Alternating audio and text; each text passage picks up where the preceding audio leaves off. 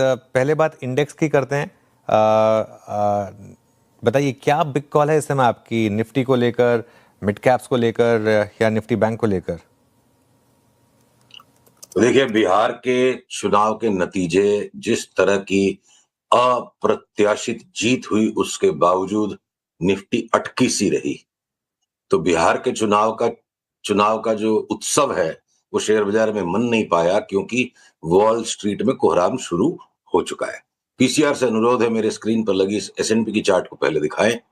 अगर चार्ट आ गई है स्क्रीन पे तो आप देख पा रहे होंगे कि नीचे वाली जो ब्लू लाइन अब टूट चुकी है, और जो हमने आपसे 15 दिन पहले, 20 दिन पहले एक फोरकास्ट शेयर की थी कि एक बार 6370, 6380 तक S&P 500 जा सकता है, तो यहां से अभी भी 5% है।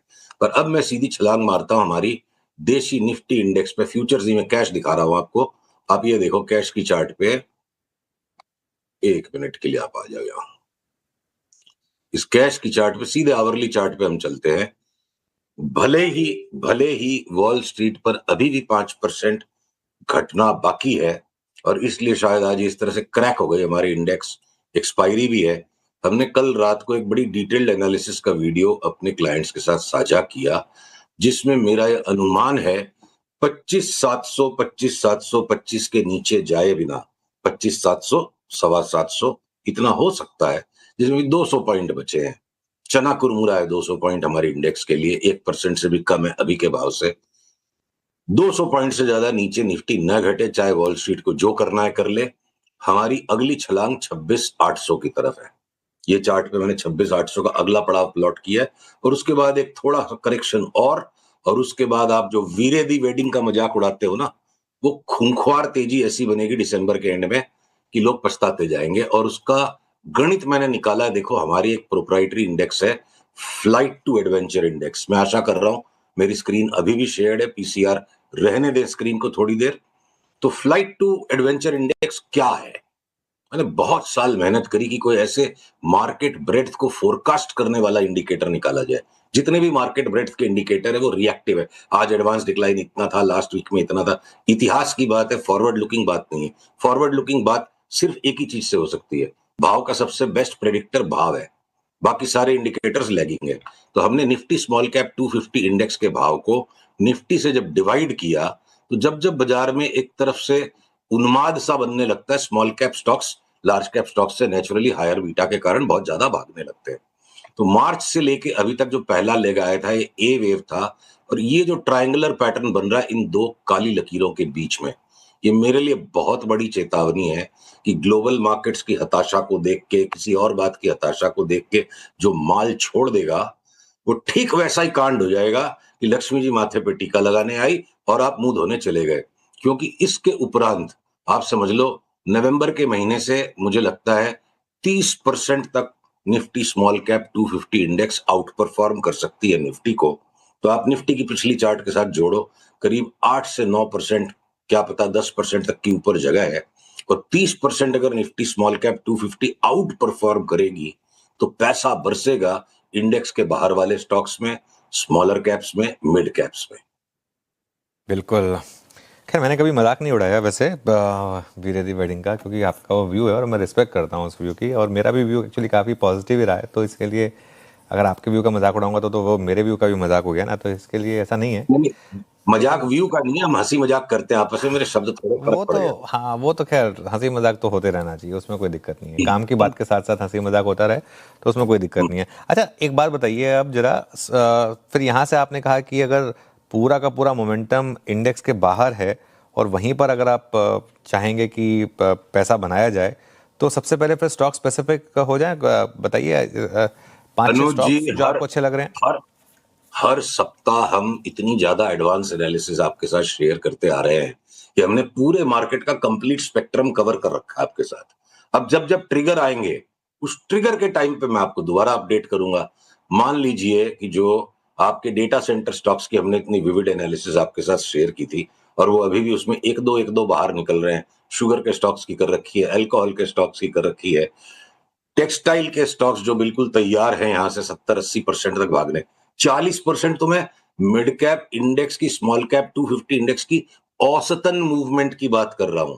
अगर स्मॉल कैप 250 इंडेक्स औसतन 40% बढ़ेगी, औसतन इंडेक्स के बाहर के स्टॉक्स करीब करीब ऑन एन एवरेज 40% बढ़ेंगे। तो ऐसे मौसम में 80%, 100%, 125% कमाए बिना तो फिर मन को तकलीफ हो जाएगी। तो ये टेक्सटाइल के स्टॉक्स, अल्कोहल के स्टॉक्स, शुगर के स्टॉक्स, डेटा सेंटर के स्टॉक्स, फर्टिलाइजर में कुछ स्टॉक्स निकलेंगे।